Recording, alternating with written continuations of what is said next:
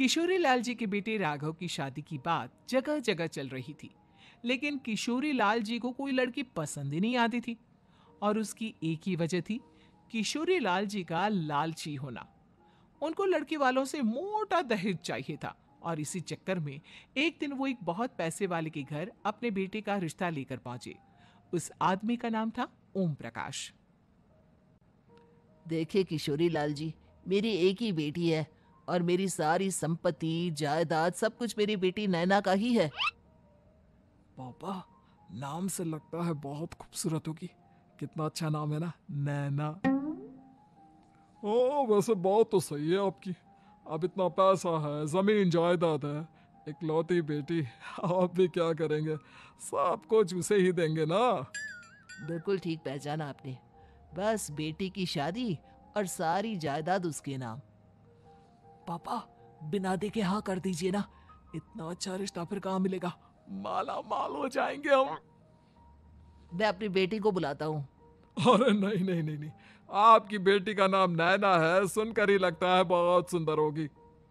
रहने दीजिए अंकल, मैं तो आपकी बेटी के नाम से ही इतना खुश हो गया हूँ कि उसे बिना देखे शादी करने को तैयार हूँ। अब तो मैं उसका चेहरा सीधे शादी के बाद ही देखूंगा। और इस तरह राघव नैना का चेहरा नहीं देखता और उससे शादी कर लेता है। शादी के बाद अपनी सुहाग रात पर जब राघव नैना का घूंघट उठाकर देखता है तो नैना की आंखें बंद थी। कितनी खूबसूरत हो तुम नैना, जरा अपनी आंखें खोलकर मेरी तरफ देखो तो सही। नहीं, मुझे शर्म आती है। अरे, मैंने तुम्हें शादी से पहले भी नहीं देखा, और अब अगर तुम आंखें खोलकर मुझे देखोगी भी नहीं तो मुझे अच्छा कैसे लगेगा? इससे पहले कि नैना अपनी आंखें खोलकर राघव की तरफ देखती, अचानक से लाइट चली गई और राघव नैना को पूरी तरह से देख भी नहीं पाया। अगली सुबह नैना राघव के लिए नाश्ता बनाकर लेकर आई। अरे ये क्या, आधा पराठा सीका हुआ है और आधा बिल्कुल कच्चा। ये तुमने क्या किया नैना? बहू, तुमने क्या आधा पराठा तवे से नीचे लटका कर रखा था, जो आधा सिका है और आधा कच्चा? मुझे जितना दिखेगा उतना ही तो सीखूंगी ना पापा जी। जहां जहां मुझे नजर आ रहा था वहां मैंने सीख लिया, और जहां जहां नहीं दिखा वहां कच्चा रह गया होगा। इसका क्या मतलब है?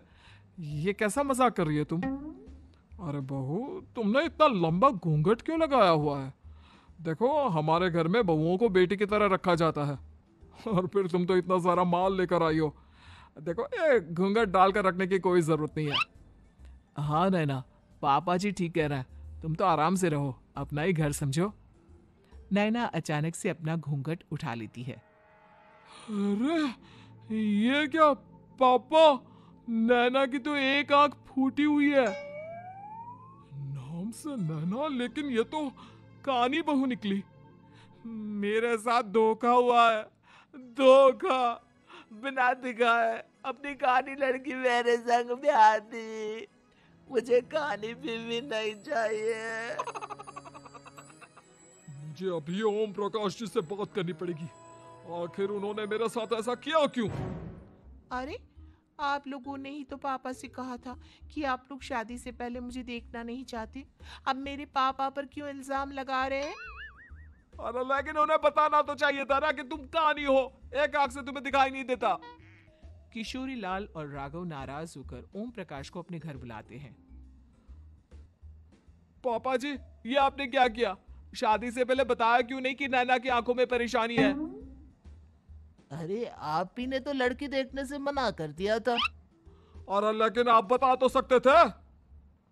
आपको तो हमारी बेटी की प्रॉपर्टी चाहिए थी, वो भी पूरी की पूरी।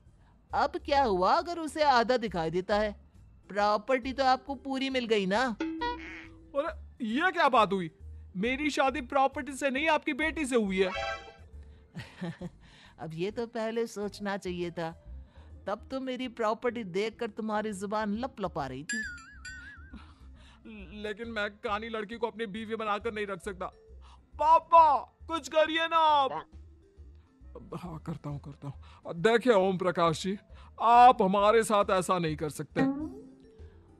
और तुम देखो, अगर तुमने मेरी बेटी से शादी तोड़ी ना तो जो भी प्रॉपर्टी मैंने तुम्हें दी है वो तो पूरी की पूरी वापस ले ही लूंगा, और आधी प्रॉपर्टी तुम्हारी भी लूंगा। अरे मेरी आधी प्रॉपर्टी भला क्यों लेंगे आप? इसलिए क्योंकि मेरी बेटी को आधा नजर आता है और उसकी नजर अभी तक तुम्हारी आधी जायदाद पर ही पड़ी है। अब तुम उसे घर से निकालोगे तो कुछ तो लेकर जाएगी ना। और अगर हम आपकी बेटी को अपने घर की बहू बनाकर रखे तो? तो तुम्हारी पूरी प्रॉपर्टी तुम्हारी ही रहेगी, और जो मैंने तुम्हें दिया है ना उसमें से बस मैं आधा लेकर जाऊंगा। अरे लेकिन अब आप अपनी दी हुई प्रॉपर्टी में से आधी वापस क्यों लेकर जाएंगे? अगर मैं आपकी बेटी को अपनी पत्नी बनाकर रखने को तैयार हूं तो?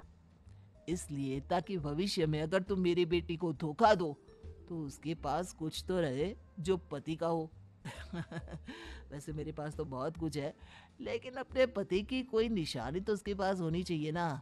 अब अगर तुमने मेरी बेटी को कहानी कहा तो तुम्हें प्रॉपर्टी भी कहानी ही मिलेगी, पूरी नहीं। जमाए राजा।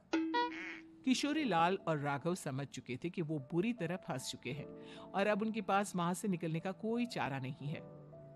अब समझ में आया ना, लालच बुरी बला होती है। एक तो तुम्हें प्रॉपर्टी मिली, ऊपर से बीवी मिली, उसमें तुम्हें नखरे भी दिखाने हैं। आए बड़े, चुपचाप बैठो दोनों।